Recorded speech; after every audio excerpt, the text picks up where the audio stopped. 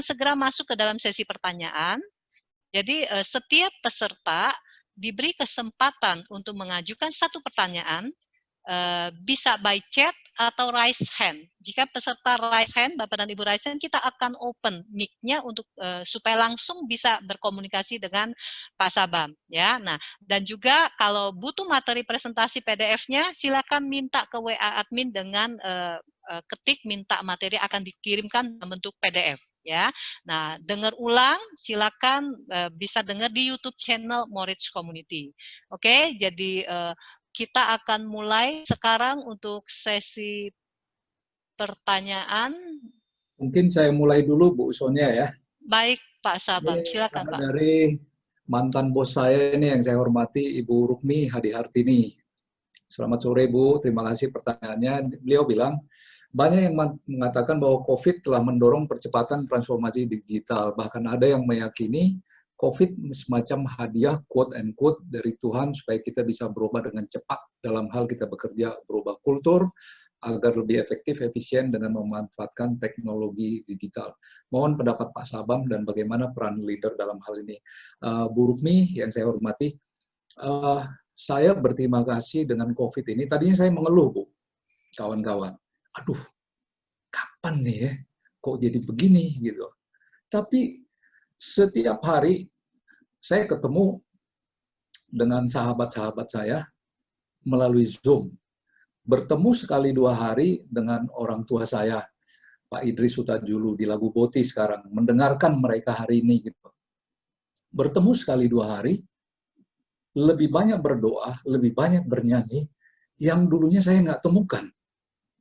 Sahabat-sahabat saya datang juga ke sahabat saya, bertanya mengenai banyak hal, dan dengan relatively way much more efficient, Bu Rukmi. Proses mendapatkan knowledge, mendapatkan sharing, mendapatkan experience itu. Jadi saya percaya dengan Ibu bilang tadi, ini hadiah dari Yang Maha Kuasa untuk kita mengejas diri di dalam kuadran itu, melihat kembali, refleksi, refleksi, refleksi. Bukankah tujuan kita adalah dalam rangka amanah, dalam rangka ihsan? Jadi saya setuju, ini hadiah dari Yang Maha Kuasa untuk kita melihat dunia yang sudah berada pada speed secepat cahaya, kemudian eksponensial perubahannya, kemudian Yang Maha Kuasa bilang, ini nih alatnya, masuklah kalian ke digital. Jadi kita nggak bicara lagi mengenai Industrial Revolution 4.0 atau sekian point zero, tapi udah di artificial intelligence. Sudah masuk di area ekosistem, dibarengi dengan platform. Jadi role-nya leader di sini adalah mengayomi. Kalau sudah cepat, seperti Usain Bolt, pelari yang dari Jamaika, we cannot just bilang misalnya, ya sudahlah, dunia dia begitu, saya pasrah aja, itu yang berbahaya itu. We follow the situations. Oh oke, ada perubahan, saya berterima kasih, diberikan cahaya perubahan, saya akan ikut berubah, saya akan follow digitalisasi, dan tim, mari kita bersatu melihat dunia yang berubah, jangan lagi kita menangisi perubahan. Salah satu memang ciri khas masyarakat kita, Bu Rukmi, kita ini masyarakat yang romantis, yang kadang-kadang over romantis, tercermin dari syair lagu-lagu di Indonesia.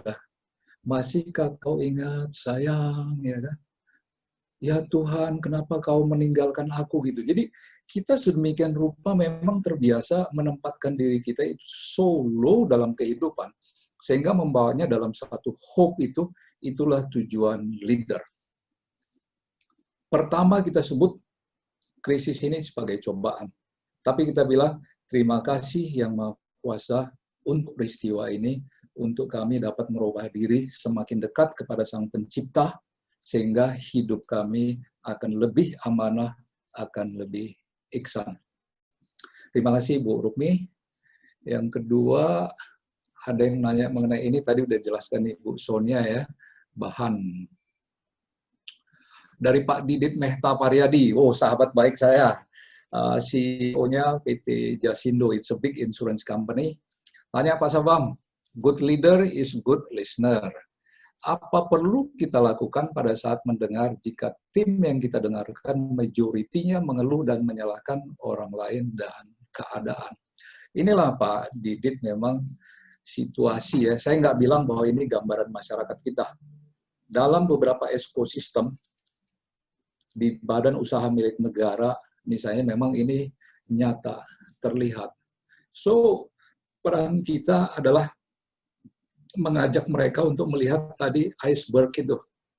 Kita sebagai pemimpin dengan metode Obama 80 diam, 20 bertanya, dan mengajak bertanyanya adalah, kawan-kawan, what do you think?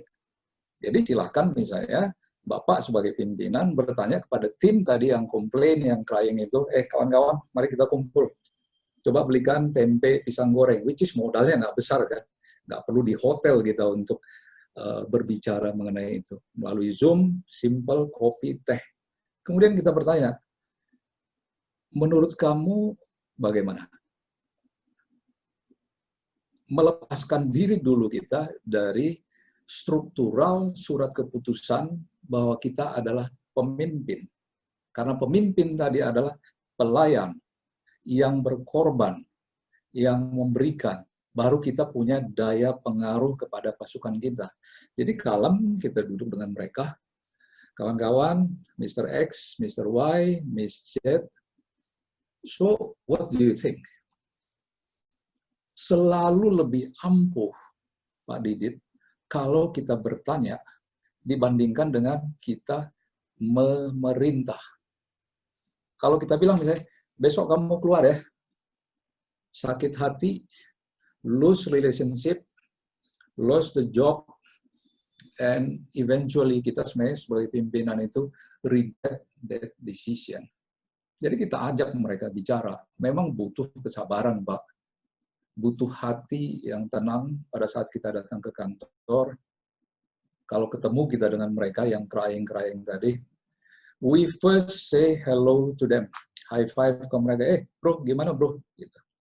Melepaskan diri dari situasi kita sebagai CEO atau CFO, dan turun ke bawah, dan dulu kami lakukan di El Nusa juga, lepas dasi, lepas jas, nggak perlu sekretaris memanggil tim kita purposely turun ke bawah. Pisang goreng, tempe goreng, gimana kawan-kawan? Pak Sabang mau nanya mengenai cash flow ya? Enggak, saya mau ngobrol aja dengan kalian. Mengenai apa Pak? Gitu. Karena tim kita kan biasanya gitu ya. Dia takut kita akan bertanya hal-hal yang teknis. Jadi yang kita tanyakan itu adalah, saya dengar kemarin istrimu sakit ya, Pak Nurpolis ya. Iya Pak, tapi udah sembuh. Sudah Pak, terima kasih Pak, Bapak bertanya gitu. Sejam kemudian mereka akan menjelaskan permasalahan perusahaan, the what-nya, why, root cause-nya, kemudian dia yang kasih solusi. Alangkah bahagianya kita, Pak Didit. Tapi kalau misalnya dia bilang, Pak, end of the story, tomorrow I'll step down, resign, ya nggak apa-apa juga. Life is a choice, hak mereka untuk melakukan pilihan itu, kita persilahkan mereka mengambil pilihan itu. Sebaiknya bukan decision pimpinan. Dulu memang waktu kita di El Nusa, kita sistemnya command and control dengan Pak Elia Masamanik, Pak Susila, Pak Tony Herisman, Pak Helmi Said. Karena apa? Situasinya krisis, cash flow-nya merah. Komplain sudah dari mana-mana, termasuk dari vendor, tiap hari kita ditunggu. Sehingga kita memang command control. Gue maunya gini, kata Pak Masa. Handphone dilempar di meja. Semuanya bersuara dengan kencang untuk memastikan cash flow-nya ada. Tapi begitu konteks itu mulai relatif sehat, kuadran itu membaik, kita berbicara dari hati ke hati dengan mereka untuk kembali melihat keadaan itu dengan amanah, dengan ihsan. Demikian Pak Didit, terima kasih Pak udah datang. Pak Fransetia Huta Barat, wah ini bos dari salah satu perusahaan ini nih. Prof. Roy Sembel, wah pertanyaan ini berat ini. Pak Sabam, berdasarkan penjelasan Bapak, masa depan universitas dan profesi dosen bagaimana di dunia new better? Saya optimis, Prof, akan tetap baik. Ekosistem menjadi tuntutan utama karena secara leadership kita sebagai lecturer itu berperan remotely dari jauh. Bayangkan kalau mahasiswa kita misalnya videonya, kameranya nggak on. Ini orang lagi di kamar mandi, dengerin saya atau apa gitu. Ternyata mereka menyimak. Jadi, kalau kita memberikan satu contoh, melayani, dan yang lebih tinggi sacrifice, nggak usah kita jantungkan melihat mereka, ini anak dari tadi nggak nanya, udah 2 jam saya berdiri di sini mengajar, kok mereka nggak ini. Mereka mungkin punya situasi yang berbeda. Kemarin saya ngajar di Tribakti Business School, Ibu Sonia. Pertanyaan hanya datang 1-2, itu pun pertanyaan apa, which is easy to answer. Menjelang akhir kuliah itu jam 6 sore, kawan-kawan kita nyanyi yuk. Terus saya tampilkan lirik dari Edelweiss, dari Sound of Music. Yang nyanyi 80%, tanya tuh si Albert tuh hadir hari ini gitu. So how we put ourselves into motion, a reverse motion, dari pendidik yang membawa edukasi formal ke arah informality, karena masyarakat kita memang paternalistik informality, yang katanya kalau di kawan-kawan di Jawa kan mangan orang mangan asal ngumpul. Ya saya bawakan diri saya pada situasi itu. Semua bernyanyi, semua senang, pada akhirnya mereka bilang, Pak, aku paham yang Bapak jelaskan tadi. Kenapa nggak bertanya? Minggu depan saya tanya, Pak. Itulah hope saya, bahwa mereka akan berubah. Jadi saya yakin nih, Prof, kalaupun misalnya digitalisasi, saya tetap melihat edukasi adalah backbone daripada sustainability negara kita, karena kita masih developing, tapi kita touch mereka dengan hati mereka, kita bawa arena itu ke arena perbaikan dari sisi kehidupan mix dengan arena edukasi, kita biarkan mereka memberikan pendapat, sampai nanti kita bawa dia ke level yang lebih baik untuk mendapatkan konsep Iksan yang lebih baik. Makasih, Prof. Pak Sabam, yes. Boleh nggak kasih jeda satu, ada 3 orang yang raise hand mau bertanya langsung dengan Bapak. Saya akan open itunya. Mikrofon. Ya, mikrofonnya. Silakan Pak Sukimin. Pak Sukimin boleh langsung bertanya kepada Pak Sabam. Apa pertanyaan Bapak langsung aja, Pak. Silakan Pak Sukimin. Oke, Pak Sukimin. Oke, kita berpindah kepada peserta kedua, Pak Leonard Nainggolan. Silakan Pak Leonard. Bapak mau bertanya langsung kepada Pak Sabam. Pak Leonard ini Pak Dokter ahli psikotropika, lulusan Belanda kalau nggak salah beliau ini, sahabat baik saya. Sahabat Bapak. Silakan Pak Leonard, Dokter Leonard. Leonard, dokter apa? Dokter. Dokter. Oke, silakan Dok kalau mau bertanya. Wah, udah dari tadi rupanya angkat tangannya. Oke, ada Pak Aziz. Saya kasih kesempatan bagi Pak Aziz mungkin. Oke, kalau gitu ini boleh pertanyaan yang ada di chat lagi, Pak. Silakan, Pak. Oke. Ya. Tadi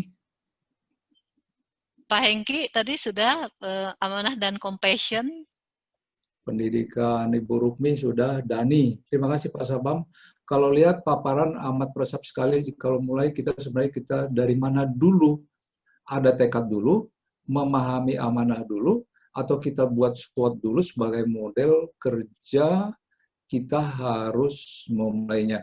Pak Dani, terima kasih, pertanyaannya bagus ya. Very good questions. Pimpinan itu mulai dari amanah, Pak.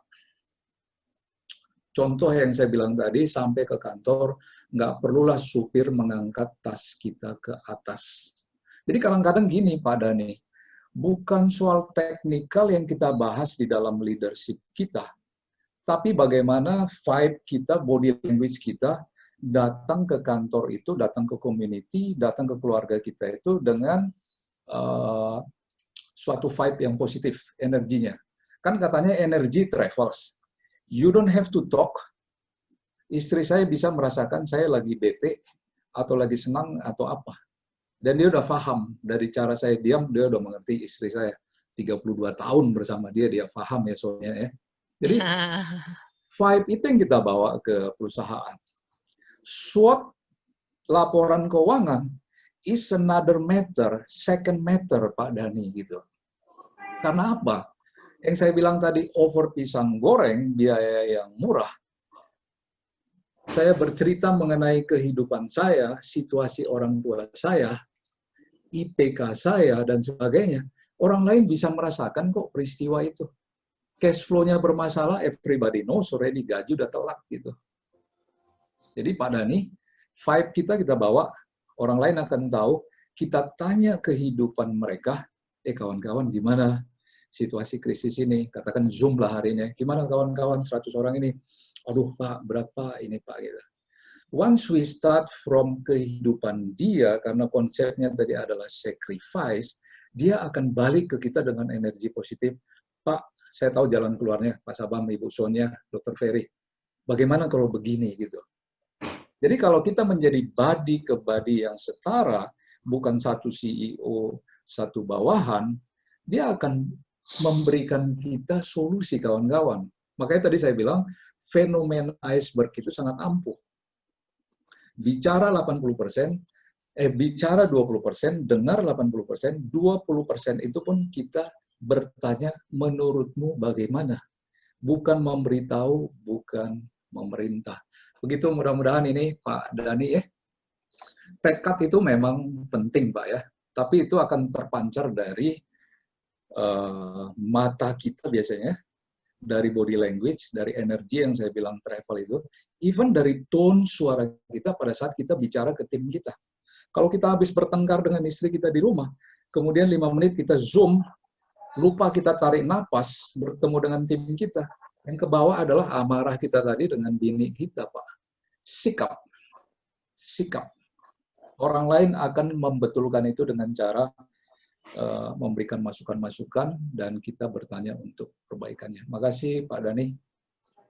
Oke, Pak Sabam, Prof. Dr. Leonard akan bertanya nih, kayaknya speakernya udah dibuka nih. Mic-nya udah dibuka. Silakan Pak Dokter. Nggak jadi Pak, nggak jadi. Oh, nggak jadi. Oke, kita ngobrol di telepon aja nanti Pak Dr. Leo, makasih. Yuk. Ya. Pak Sukimin, Ajis. Ada satu lagi, Sestama BNP. Saya akan buka dulu nih. Sestama BNP 547. Oh, ini Pak Adang ya? Pak Adang, ayo Pak Adang, silakan Pak Adang. Aduh, makasih. Makasih Bu Peri, Bu Sonia. Pak Saban, terima kasih atas pencerahannya tuh Pak Saban. Saya senang sekali. Ya Pak. Cuma saya ini Pak Saban mau tanya terkait dengan mohon masukannya tentang bagaimana mencegah radikal dan teroris ya di situasi yang Pak Saban sampaikan tadi, new better gitu. Ya. Ada kiat-kiat yang bisa saya pakai gitu. Makasih Pak. Ya Pak, makasih Pak. Jadi terima kasih Pak Adang, ini sebenarnya guru kita ini untuk berhubungan dengan mengayomi ya, apalagi latar belakang dia dari psikolog, pengajar, dan juga dari kesatuan kalau nggak salah beliau ini ya. Udah 2 kali saya mengikuti seminar Bapak. Jadi kalau kita mulai dari hal yang terkecil, keluarga, community, gereja, atau masjid, dan sebagainya, menyatakan diri dalam wujud amanah. Melepaskan diri misalnya dari suatu keberpihakan. Kadang-kadang kan gini juga Pak, di gereja pun menempatkan diri sebagai gua maunya begini, sehingga orang udah mengambil posisi antipati duluan. Tapi kalau kita menggunakan model yang tadi Pak Adang, 80-20 yang menurut saya efektif, bro, what do you think gitu? Memang butuh kesabaran, butuh sacrifice. Kita diuji di situ, Kang Adang, untuk menempatkan diri kita pada posisi role model yang amanah, yang ihsan, sehingga energi itu berjalan. Ternyata Pak Adang bukan seperti yang saya sangka ya. Gitu. Ternyata pimpinan ini yang disebut begini, once berhadapan physically dengan saya, atau melalui Zoom pun, bahasanya is so soft, he brings peace, he bring soft things yang membuat saya kalem. Kan energi itu kan begitu Pak Adam. Ya, betul. Nah, jadi kita menenangkan gitu. Dengan bertanya, dan ini saya udah praktekkan, dia merasa being respected. Sabam si nanya saya, nggak kebalik nih dunia ini, gitu ya kan. Jadi akhirnya dia, aduh, saya menyesal saya tadi antipati pada Pak Sabam. Sehingga pada saat tahajudnya jam 2 subuh, dia bilang, saya doakan Pak Sabam dan keluarganya. Saya memang keras Pak Adam di perusahaan ya. Saya dikenal sebagai Mr. Cleanup. Tapi once saya lepas dari perusahaan itu, mereka datang kembali ke saya. Pak Sabam, I miss you Pak, katanya gitu. Saya bilang, kenapa lu sekarang baru ngomong gitu? Ya Pak, namanya manusia Pak, katanya kan. Tapi saya pun pikir, why I should continue permusuhan tanda kutip itu? Ya sudahlah. Nah, yang kedua, yang juga sangat penting, instead of kita menunggu, Pak, saya datang ke mereka. Itulah dulu yang saya lakukan di salah satu perusahaan tempat saya bekerja gitu. Saya nggak panggil melalui sekretaris, saya datang ke mereka. So, gimana? Menurut kamu gimana? Gitu. Menurut Bapak gimana? Gitu. Gimana, Pak ya? Begini sih, Pak. Bapak tolong jangan terlalu kencang, Pak Sabam. Kan Bapak baru nyampe 3 bulan. Oke, tapi lu janji ya besok ya. Kita robahlah waktu itu suasana itu, instead of rapat, kita bikin setiap hari Jumat itu adalah hari buah, Fruit Friday. Saya datang ke bawah ke 3 lantai itu, selfie gitu, diedarkan di WhatsApp group gitu. It touches the heart of many people, walaupun beberapa orang masih berusaha untuk mengikuti pola-pola lama yang diinikan ya. Sampai akhirnya waktu itu saya dirilis, tapi I have no regret, Pak. I have done something. Seperti di El Nusa kita tulis bukunya dan sampai sekarang menjadi referensi mereka. Dan pada akhirnya yang saya sebut tadi, radikal atau apa secara budaya korporasi atau secara apa, pada akhirnya melihatnya, aduh, nggak ada gunanya ya. Kita harus membawa peace, kedamaian dalam kehidupan kita. Karena dia sendiri pun pusing, Pak Adam. Yeah. Membawa itu gitu. Jadi leaders yang mempengaruhi dia, kita approach, kita ngopi yuk, gitu. Nggak bisa dikerasin, Pak. Kelompok itu kita approach untuk kita bilang, saya mau bicara di grup kalian, gitu. Saya pengen ngobrol. Inilah saya, inilah hati saya, inilah vibe saya, ini energi saya. Let me know, ya kan? Dan saya membawa stance di situ, Pak Adam, dengan formula Obama Method 80-20. Tell me what to do, kawan-kawan gitu. Oke. Iya, Pak. Iya, Pak. Makasih, Pak. Terima kasih, Mas Saban. Terima kasih, Pak. Kapan-kapan kita ngobrol, Pak. Boleh. Boleh, Mas Saban. Terima kasih, Mas Saban. Pak. Next-nya, Bu Sonia atau Bu Ferry? Pak Sukimin atau Pak Aziz yang tadi kita kasih kesempatan kalau mau bertanya. Oke, Pak, mungkin pertanyaan lagi dah. Yang di chat, Pak. Yang di chat ada banyak nih saya lihat. Yang belum terjawab sama Pak Sabam.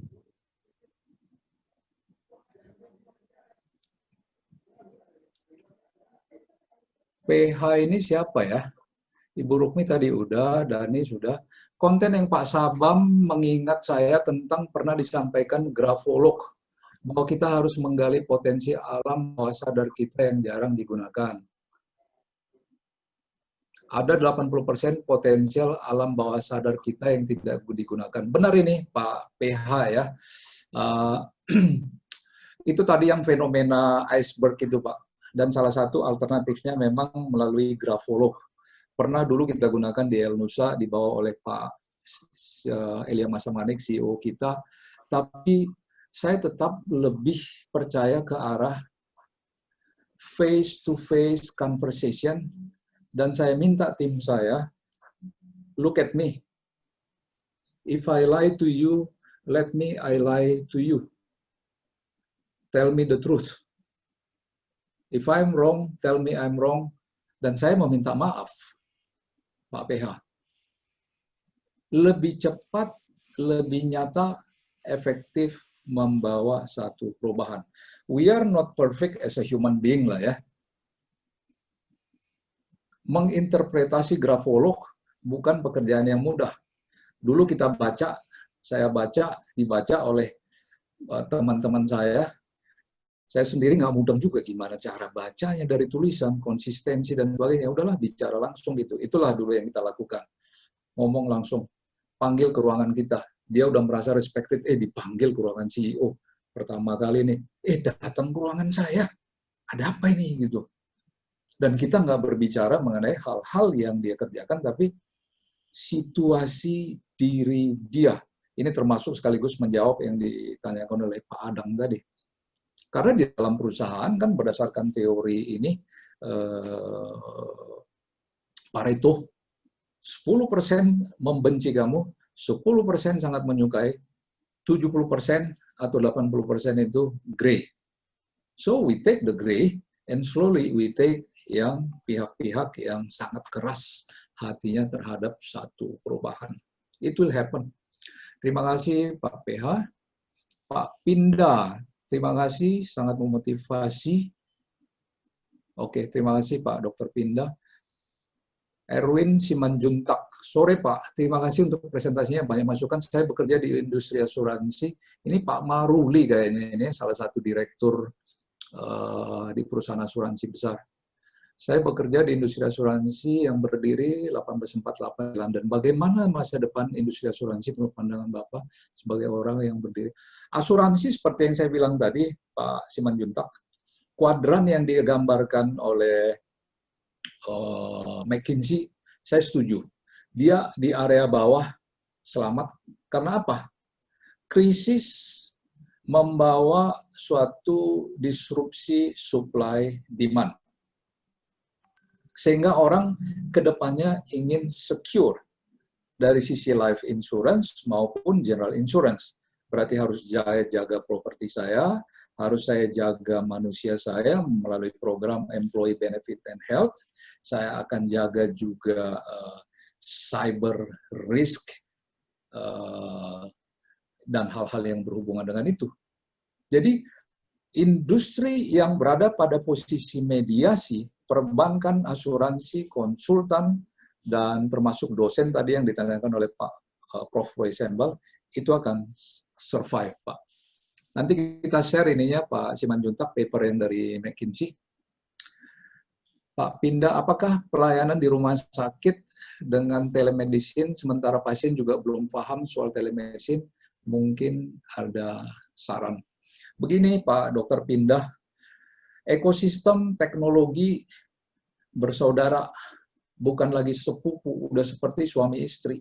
Dan itu yang dilakukan oleh Moritz Community sekarang, melalui company yang namanya Genes ya, kalau nggak salah ya, untuk obat-obat anti-aging dan sebagainya gitu. Jadi, kalaupun ada telemedicine itu, karena budaya kita paternalistik, we still have to have communication through Zoom atau face-to-face untuk mendapatkan makna daripada pengobatan kita atau nasihat kita. Budaya kita itu adalah bertemu, lihat wajah, lihat mata, lihat body language, lihat vibe-nya, lihat tone-nya, baru dia merasa sembuh. Jadi kalau hanya telemedicine, diukur, blood pressure, dan sebagainya, gula dan sebagainya, it doesn't solve the situation, Pak Dokter. It's only one way of doing things. Kita kembali ke ini kita, budaya kita. Kita itu kan kalau ketemu kan cipika-cipiki, walaupun kemarin baru berantem. Peluk-pelukan, salam-salaman, ya kan. Besok kita berantem lagi. Tapi ketemu di lapangan golf, habis itu, bro, gimana bro? Ya kan, damai lagi. Itu uniknya masyarakat Indonesia ini, Pak. Terima kasih. Prof. Roy Sembal, udah tadi. Ini ada pertanyaan nih Pak Sabam. Yes. Pak Yun Asrul, Bapak raise hand, saya akan allow Bapak untuk berbicara langsung. Silakan Pak Yun Asrul. Yun Asrul, monggo Pak. Silakan Pak.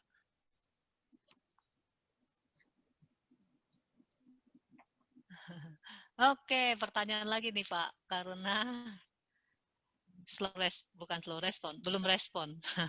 Oke, kita ke chat lagi ya. Ya. Prof. Roy Sembel udah, Pak Didit udah, Siti Khadijah. Mohon maaf, trouble, mohon izin. Oke. Ada satu pertanyaan yang Pak Sabam belum baca ini, Pak. Marsinta Gultom, sahabat baik saya, salah satu direktur di salah satu brokerage. Thank you, Pak. My mentor selalu sejalan dengan Pak Sabam setiap bicara mengenai integritas amanah. Bagi saya, dua hal tersebut adalah basic pegangan yang saya pegang selama bekerja di kantor selama ini. Great sharing.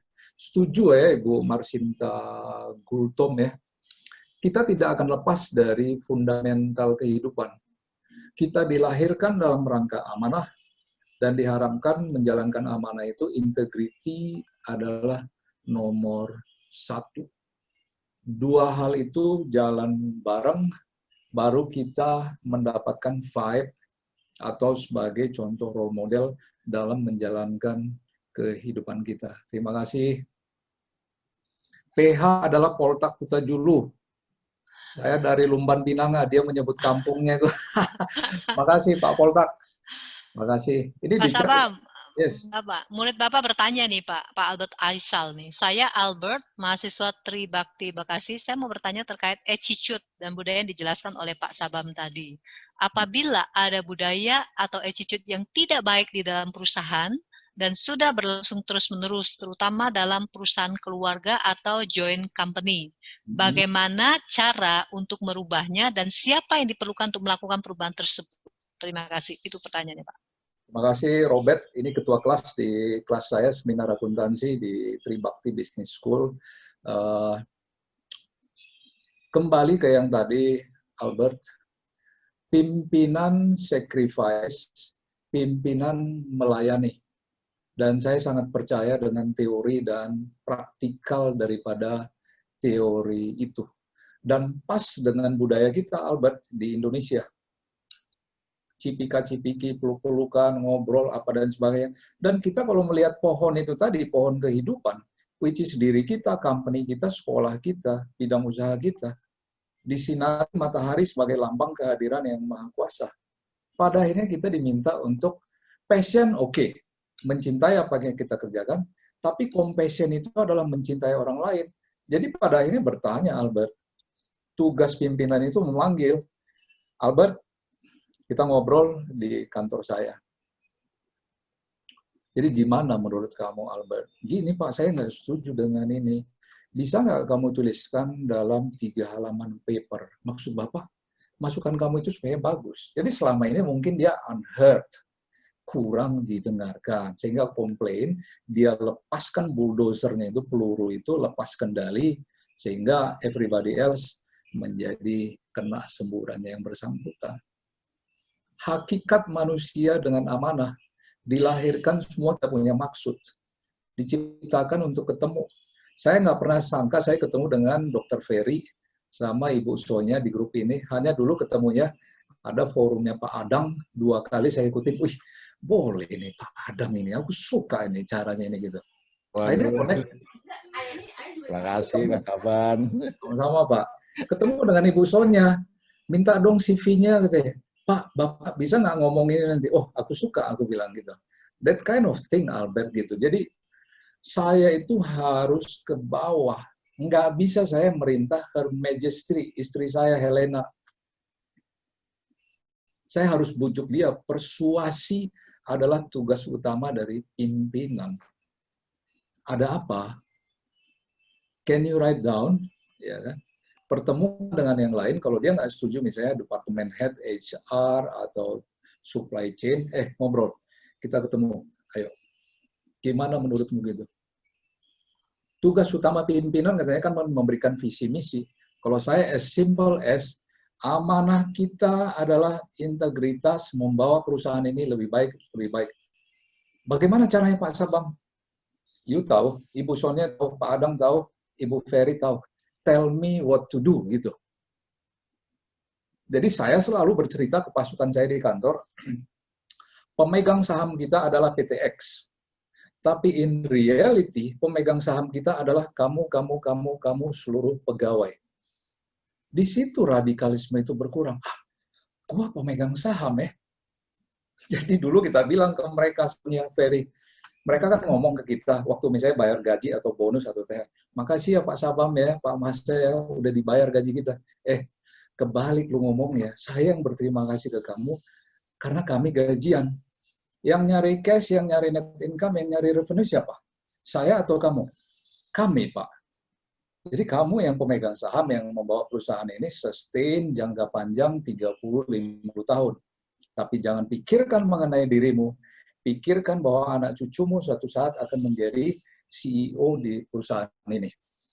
That kind of sikap dalam kehidupan sehingga mereka bilang, oh gue dianggap ya di perusahaan ini ya. Mulai besok saya akan bekerja keras, saya akan bekerja sesuai dengan doa saya. Begitu Albert, terima kasih. Oke, Pak Sabam, ini saya sudah allow partisipan untuk bisa langsung bertanya. Silakan klik Pak Yon Asrul, silakan Pak. Saya lihat mic Bapak udah terbuka. Silakan langsung bertanya kepada Pak Sabam, Pak. Pak Yon. Oke, terima kasih Pak Sabam. Suara saya terdengar Kedengaran. tidak, Pak? Oke, Pak. Oke, makasih. Horas, Pak Sabam. Horas. Ini Pak, topik kita ini kan leadership ya Pak ya. Nah, kalau saya tidak salah, leadership itu adalah bagaimana kita memanage tim ataupun anak buah kita. Ya. Nah, yang jadi masalah buat saya sekarang, saya adalah seorang pensiunan dari pegawai negeri ya. Ya. Jadi saya sekarang tidak punya lagi anak buah, tidak punya lagi tim. Tapi dengan usia saya sekarang, yang saya merasa bahwa diri saya cukup sehat dan masih mempunyai suatu kemampuan untuk berusaha atau berbisnis. Nah, apa ini yang harus saya lakukan nih Pak? Karena saya nggak punya anak buah, nggak punya tim nih. Oke. Gitu loh Pak.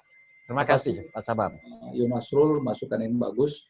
Kalau Bapak pensiun, saya bisa sense dari nada suara Bapak, you still have some cash to manage. Ada tabungan dari severance atau apa gitu. Itu yang kita maksudkan tadi. Kalau kita masuk, tadinya kita di kuadran 1 kiri atas, kemudian berusaha self-employed di kuadran 2 kiri bawah, sekarang kita mencoba berbisnis dalam konteks yang positif. Itulah teori ekosistem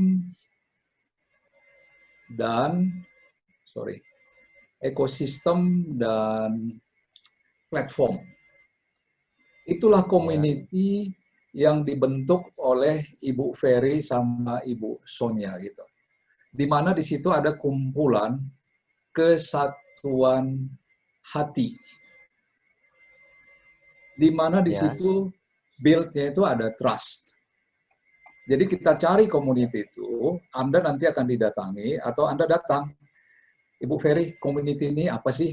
Saya udah dengerin tadi mengenai mau reach ini, seperti apa sih? Ya kan? Apa yang bisa saya perbuat dalam rangka itu tadi? Mereka konsepnya kan tidak bicara soal materi atau uang. Kita bersahabat deh. Kita tonton 1 kali 2 hari, mereka punya Zoom. Oh, oke. Wah, boleh juga nih idenya ini ya. Kalau saya berpendapat bagaimana? That kind of thing, Pak Yon Asrul ya, dimulai dari hal-hal kecil, sahabat, kemudian ada potensi di situ bisnis, self-employed, Bapak misalnya kurang berani, tapi akhirnya Bapak bilang, oke, saya coba dulu caranya mereka. Seperti apa? Berikan saya ilmunya, gabunglah Bapak dengan komunitas itu, Pak. Karena dengan bertanya, kita akan mendapatkan ilmunya, akan dijelaskan. Karena cerita itu kan begini tadi, Pak Yon Asrul kan. Bapak tadinya di sini. Oke. Dependensi kan Bapak terhadap employer Bapak.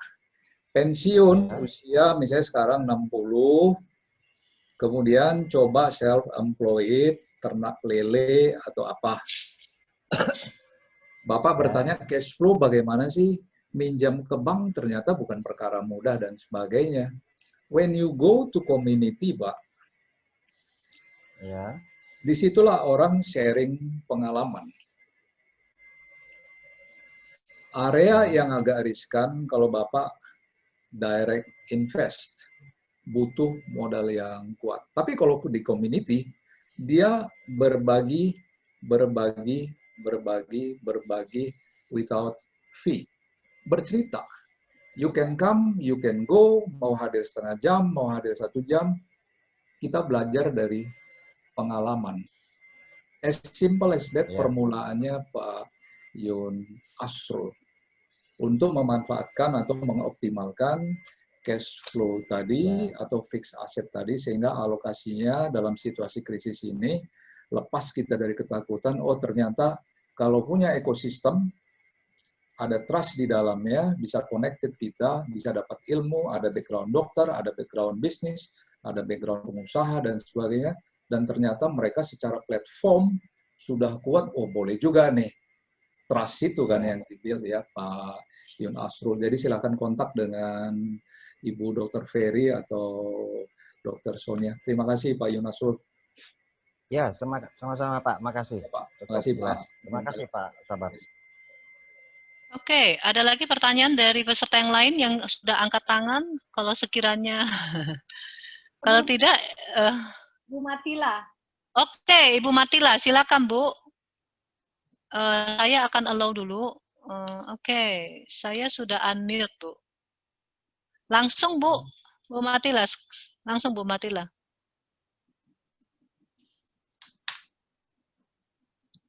Oke, ini kayaknya mic-nya. Oke, Pak Matila, mohon maaf. Silakan Pak. Ya, selamat siang Pak Sabam. Siang, Matila. Ya, saya mau tanya ini bisnis yang kira-kira ke depan yang survive ini apa ya Pak Sabam kira-kira ya. Terus yang kedua mengenai kasus yang di Kediri itu ya kalau nggak salah ya. Atasan dengan bawahan yang kisru, kalau tidak salah di Polres ya kalau nggak salah itu kira-kira kesalahannya dari mana ya Pak? Mohon pencerahan Pak. Terima kasih. Terima kasih Pak Matila. Pertanyaannya untuk yang kedua, saya unfortunately nggak baca seperti apa kejadiannya, tapi kalau in general hubungan atasan bawahan terjadi setiap hari sama dengan hubungan ayah dengan putri, dengan anak, dengan istri, dengan pembantu, dengan supir, dan sebagainya. Jadi mencari sesuatu yang salah, a kind of waste of time. Karena apa, Pak Matila? Siap. Bentar, Siap, ya. Pak. Saya ingin gambarkan sederhana di sini.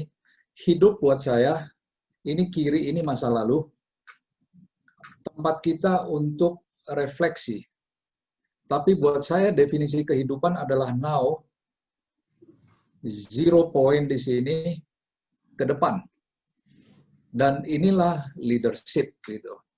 Kalaupun ada yang bersalah, tidak enak hati, terjadi gelombang-gelombang mikro makro di sini, dan tujuan tugas pimpinan itu adalah yang pertama tadi sacrifice, memberi, dan satu lagi yang penting adalah memaafkan.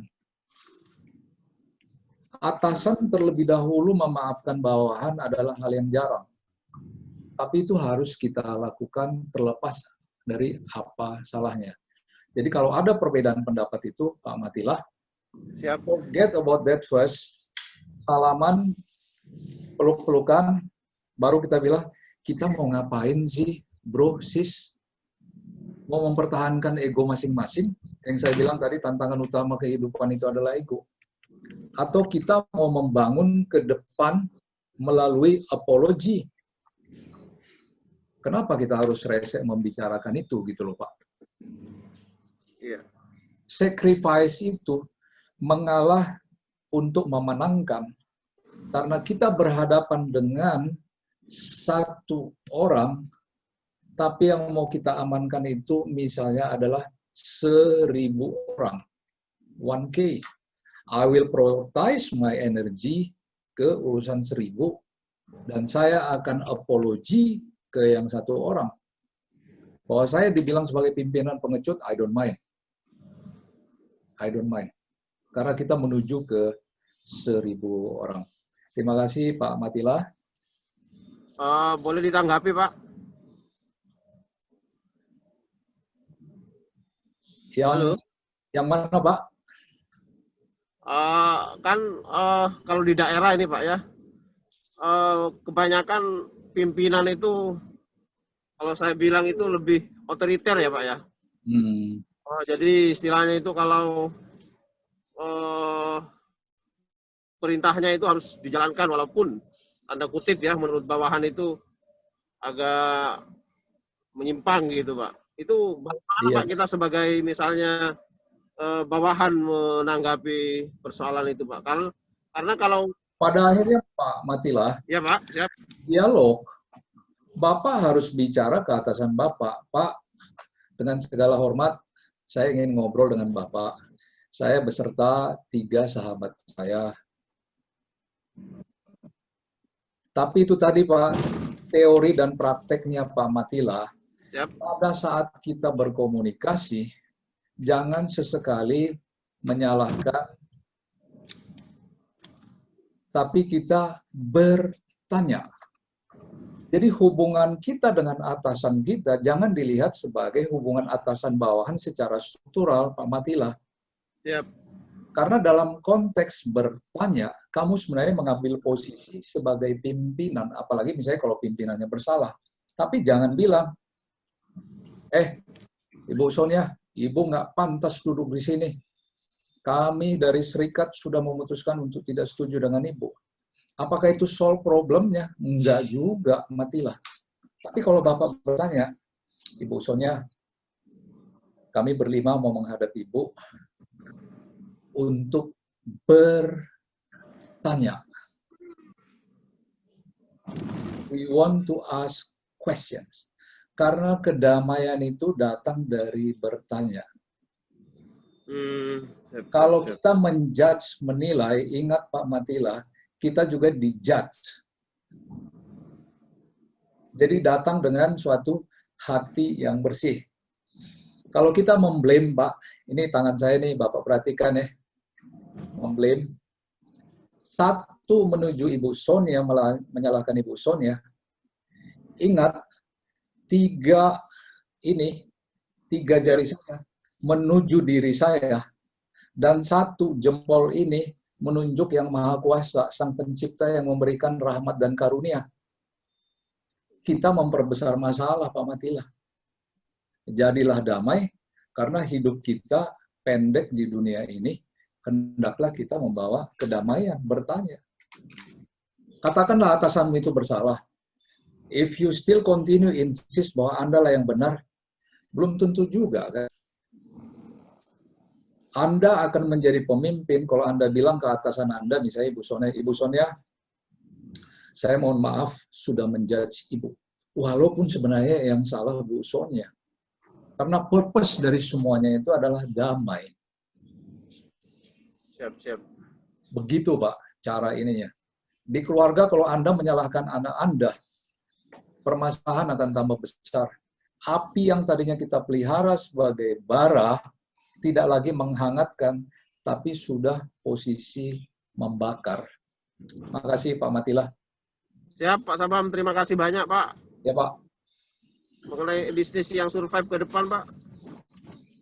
Ikut yang itu tadi Pak, yang kuadran itu, selagi masih dicerita mediator, asuransi, konsultan, dan sebagainya masih survive. Tapi dalam rangka berubah misalnya dari passive income, ya bergabunglah kalian dengan community, kooperasi, atau apa yang ada di daerahnya Pak Matila, atau gabung Zoom dengan grupnya Moritz ini, dengerin dulu beberapa kali, baru nanti Anda akan dapat beberapa ide. Makasih Pak. Terima kasih Pak Sabam, terima kasih banyak. Terima kasih. Oke Pak, ini ada pertanyaan-pertanyaan ini kita ke pertanyaan dulu kali Pak Sabam. Nah, saya boleh bacain nih Pak ya. Pak, dari Ibu Mone. Pak, paparan Bapak sepertinya mirip dengan apa yang dikenal dengan complexity leadership yang berdasar pada kompleks teori. Dalam paradigma ini, leadership bukanlah mengacu atau terbatas pada sosok seorang leader, tetapi interaksi antara agent dalam sebuah sistem untuk mengatasi tatanan. Komentar Bapak? Oke.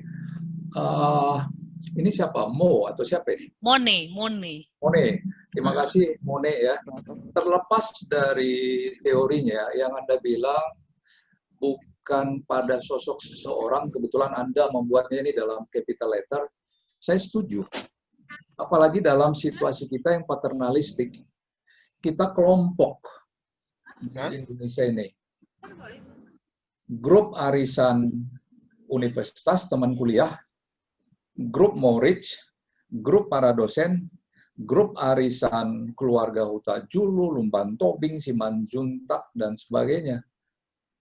Pribadi itu membawakan suatu energi pemula, Mone. Kemudian dia mengalir kepada seluruh anggota, agent. Agent ketemu agent. Makanya dalam, ini saya contohkan nih sebentar ya, share screen saya, kan berubah sekarang ya kalau menurut saya. Di agency teori dulu kan shareholders mempercayakan asetnya untuk dikelola oleh BOD atau manajemen. Yang dikasih itu uang, money, untuk dikelola. Mereka ini punya tim, mereka ini punya tim. Terjadilah moral hazard. Katakan di sini terjadi disintegritas. Kemudian shareholders mengirimkan grup BOC atau komisaris untuk mengawasi. Jadi ini sudah menjadi extra cost. Dilihatlah uang ini, dilihatlah ke kanan, ke grup pimpinan, dilihatlah apa kepentingan shareholders. Tapi sekarang udah berubah, Mone. Bukan uang yang kita urus, tapi di tengah ini adalah human being. Karena apa?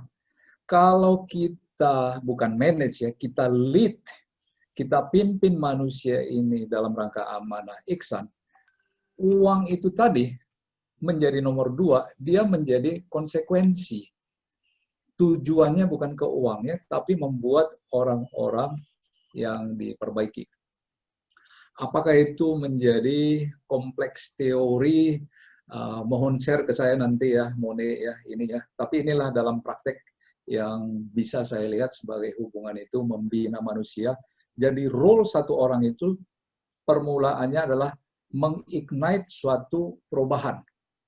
Tapi pada akhirnya perubahan itu adalah secara kolektif, nyata, karena energinya sudah influence melalui konsep tadi, melayani, sacrifice. Makasih, Mone.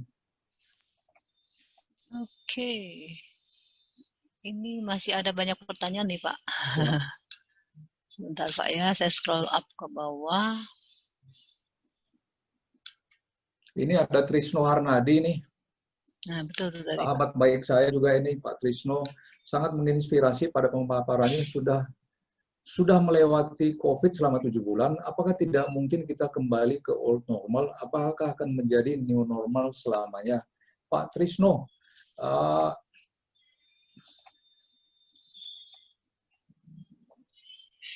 makanya judul saya tadi, Pak, New Better, karena ini membawa hope.